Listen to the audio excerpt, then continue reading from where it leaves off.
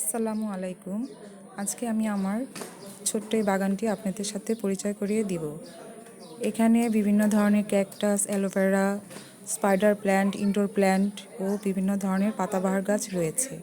এই গাছগুলো এত যত্ন নিতে হয় না, অল্প যত্নতেই গাছগুলো খুব সুন্দর বড় হয়ে যাচ্ছে। এই গাছগুলো মাঝে মাঝে আমি হালকা পাতলা একটু যত্ন নেই। কিছু খাবার বাড়তি কোনো খাবারের প্রয়োজন হয় না, পানি দিলেই গাছগুলো খুব সুন্দর আস্তে আস্তে বেড়ে ওঠে। এই গাছগুলো আস্তে আস্তে খুব সুন্দরভাবে বেড়ে উঠছে। এই গাছগুলোতে সামান্য পানি ব্যবহার করলেই হয়ে যায়। আজকে এই পর্যন্তই। গাছগুলোকে অন্য আরেক দিন পরিচয় করিয়ে দিব, গাছগুলো সম্পর্কে আপনাদের বলে দিব। আল্লাহ হাফিজ।